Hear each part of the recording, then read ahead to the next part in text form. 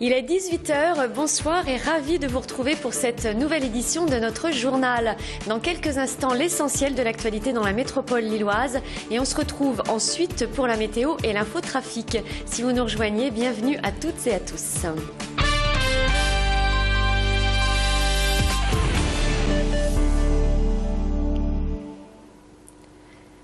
La République que le président voulait exemplaire est bel et bien mise à mal. Les aveux de l'ancien ministre délégué au budget, Jérôme Cahuzac, sur l'existence d'un compte en Suisse, non seulement entachent la majorité présidentielle, mais provoquent aussi une onde de choc dans les fédérations PS du pays. Alors dans le Nord, son premier secrétaire, Gilles Pargnot, condamne fermement les actes commis par Jérôme Cahuzac, mais il réitère sa confiance au président de la République. Depuis ces dernières heures, je n'ai pas eu connaissance de militants qui ont rendu leur carte. Non, au contraire, j'ai eu beaucoup de messages d'encouragement en disant « Gilles, allez, on repart, on va faire en sorte que celui qui a commis cet acte ignoble puisse être condamné. Et nous, parce que nous avons confiance en le président de la République, en son gouvernement, cette majorité de gauche, eh bien nous allons repartir au combat. » La délicate situation des Roms, et ils sont plus de 3000 dans la métropole, fait une fois de plus la une de l'actualité. Une audience avait lieu hier au tribunal administratif de Lille au sujet de la procédure d'expulsion engagée par la ville de Lille et visant un camp installé dans le Vieux-Lille à la lisière de la Madeleine.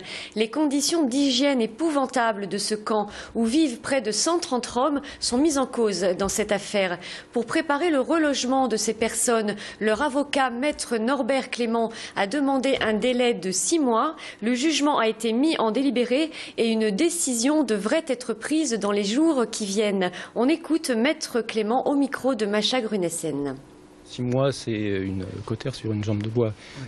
Ça ne va, c'est un délai de répit, c'est un délai de grâce. Et on se met à genoux devant le tribunal en disant on est en train de vous faire prendre une décision abracadabrante. Nous savons que nous avons peu de moyens pour y faire obstacle si vous décidez l'expulsion, mais au moins donnez-nous l'occasion de partir dans des conditions dignes. Ça fait 2 ans qu'on sait que c'est une solution provisoire. Mais tant qu'on n'aura pas de solution de relogement, il est évident que c'est un pis-aller. C'est la moins mauvaise solution possible.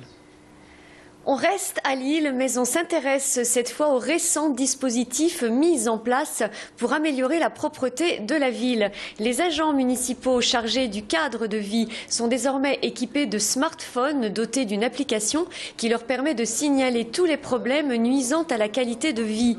Les citoyens peuvent eux aussi interagir en envoyant un message sur le site internet de la ville. Les explications de Martine Aubry au micro de Mathilde Espinasse. Donc là, ce sont des agents de la ville et ce sont des Lillois qui disent voilà, on veut une ville propre et c'est l'affaire de tous. Et puis nous avons présenté en même temps avec Jacques Richir un dispositif, un équipement que nous avons donné à chacun des agents qui travaillent dans la rue, sur l'espace public, donc une quarantaine d'agents.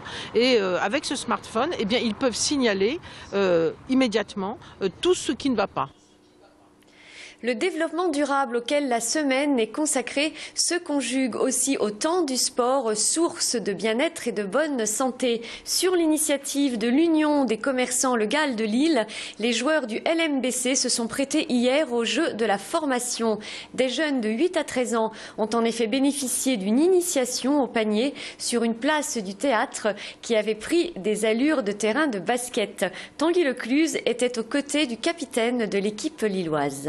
L'intérêt, je pense, c'est de communiquer, de faire savoir qu'il y a du basket à Lille et en même temps, c'est dans un cadre sympathique. Donc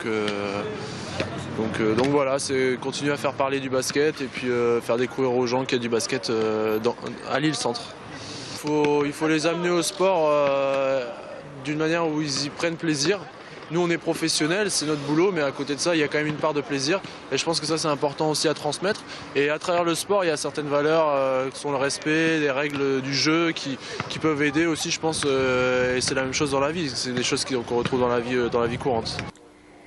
Quand le sport, justement, rejoint l'exploit. Hier, Philippe Croizon, premier athlète français amputé des 4 membres à avoir traversé la Manche à la nage, donnait une conférence à l'université de Lille 2. Son comparse Arnaud Chassery, nageur valide, et lui ont parlé de cette belle aventure humaine qu'ils ont partagée en 2012, relier les 5 continents à la nage et en 100 jours. On retrouve Philippe Croizon aux côtés de Tanguy Lecluse. Ce qu'on est venu expliquer avec Arnaud, c'est vraiment que le possible est réalisable, quoi. Le rêve est réalisable, même si on peut s'imaginer que c'est pas possible. Si, tout est possible. Et montrer une autre image du handicap.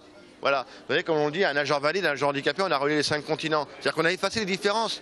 On est tous capables de faire la même chose. Une personne handicapée, elle attend quoi? Une seule chose, qu'on lui accorde la confiance qu'elle mérite, c'est tout. Voilà, c'est tout, c'est dire qu'il n'y a pas de différence. Du football à présent et la rencontre dimanche LOSC-Lorient. Classé 5e à 1 point de Saint-Étienne, les hommes de Rudy Garcia visent maintenant une qualification européenne. Dimanche au Grand Stade, ils seront toujours privés de leur capitaine blessé depuis le mois de janvier. Celui-ci a toutefois repris l'entraînement au domaine de Luchin, mais il faudra attendre 2 ou 3 semaines encore avant qu'il ne retrouve les gazons. Pour la première fois, j'ai rechaussé les crampons. Donc ça fait du bien. Ça fait du bien de toucher le ballon, d'aller sur le terrain. J'ai aussi un petit peu regardé la tactique. Donc voilà, ça fait toujours plaisir. C'est pas toujours facile d'être là mais pas jouer. Donc voilà, j'essaie de prendre du recul. Comme j'ai dit tout à l'heure, de faire autre chose. Mais bon là, petit à petit, je me remets aussi dedans parce que le retour approche. Et voilà, faut être là. Voilà, c'est la fin de cette édition. Merci de l'avoir suivi et à tout de suite pour la météo.